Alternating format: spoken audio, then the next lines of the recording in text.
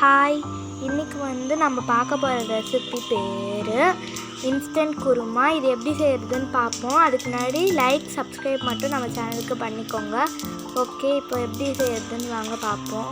First ஒரு pan எடுத்துக்கோங்க. அதில் எண்ணெய் ஊற்றிட்டு கடுகு போட்டுக்கோங்க. அப்புறம் பிரிஞ்சி எல்லாம் கொஞ்சமாக பட்டை ஒரு 2 பட்டை போட்டுட்டு வதக்கிக்கணும். நல்லா வதக்குங்க. கொஞ்ச நேரம் மட்டும் வதக்கிட்டு வெங்காயம் போட்டுட்டு கருவேப்பிலை, வெங்காயம், இஞ்சி போட்டுக்கணும். இதெல்லாம் போட்டுட்டு நல்லா வதக்கிக்கோங்க. அதுக்கு முன்னாடி நம்ம தக்காளி பேஸ்ட் ஒன்று பண்ணணும். அது பண்ணிக்கலாமா?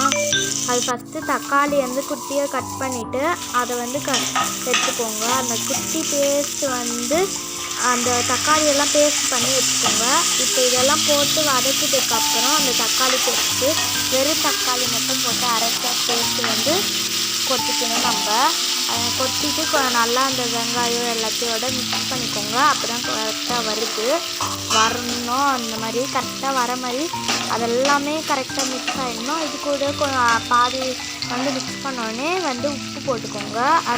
அடுத்து நல்லா கிளறி விட்டுருங்க. நல்லா கிளறிட்டே இருங்க. நல்லா மிக்ஸ் ஆகிக்கணும். ஒன்று போய் எல்லாம் வெறுக்கக்கூடாது. அப்புறமா நம்ம மிளகாத்தூள் போடணும்.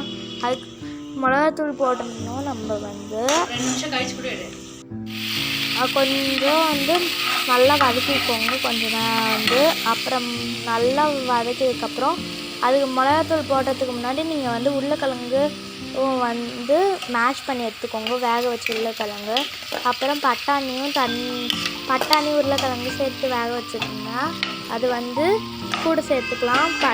உருளைக்கிழங்கு மட்டும் மேஷ் பண்ணி மேஷ் பண்ணி சேர்த்துக்கலாம். இந்த உருளைக்கிழங்கு மட்டும் இதுவும் நல்லா மேஷ் ஆகிடுறதுக்கப்புறம் மிக்ஸ் பண்ணுறதுக்கு முன்னாடி பட்டாணி தண்ணியோடு சேர்த்துக்கோங்க. பட்டாணி சேர்த்துட்டதுக்கப்புறம் நல்லா மிக்ஸ் பண்ணிக்கோங்க. நல்லா அந்த உருளைக்கிழங்கும் பட்டாணி எல்லாமே கரெக்டாக மிக்ஸ் ஆகிற அளவுக்கு நல்லா மிக்ஸ் பண்ணிக்கிட்டே இருங்க. அப்போ தான் கரெக்டாக வரணும். மிக்ஸ் பண்ணிட்டதுக்கப்புறம் நல்லா அதெல்லாம் உடச்சிட்டுருங்க நல்லா. அப்போ தான் கரெக்டாக வரும். உடச்சிட்டதுக்கப்புறம் பட்டாணி எல்லாமே மிக்ஸ் ஆகிருக்கா ஃபஸ்ட்டு பார்த்துக்கோங்க. அப்புறமா கரெக்டாக வந்திருக்கணும். அந்த பதம் வீடியோவில் காட்டுற மாதிரி. இப்போ மிளகாத்தூள் நீங்கள் எடுத்துக்கோங்க. நல்லா வதக்கிட்டதுக்கப்புறம் 1 ஸ்பூன் தயிர் ஆட் பண்ணிக்கோங்க. மிளகாத்தூள் ஏற்கனவே போட்டுட்டோம். ஸோ நம்ம விட்டுறலாம். தயிர் 1 ஸ்பூன் ஆட் பண்ணிவிட்டு அது நான் வீடியோவில் காமிக்கல மிளகாத்தூள் போட்டது. அதை நீங்கள் போட்டுக்கோங்க. அப்புறம் தயிர் 1 ஸ்பூன் உங்களுக்கு தேவைக்கேற்ப தயிர் ஆட் பண்ணிக்கோங்க. நல்லா தயிர் ஆட் பண்ணிவிட்டு இது பன்னீர் குருமா செய்கிற மாதிரி தான் வரும். பார்த்துக்கோங்க கொஞ்சம். அப்புறமா வெல்லம் கொஞ்சம் எடுத்துக்கோங்க. வீடியோவில் காட்டுற அளவுக்கு வெல்லம் எடுத்துக்கோங்க. உங்களுக்கு கரெக்டாக காட்டுற அளவுக்கு வெல்லம் எடுத்துக்கோணும்.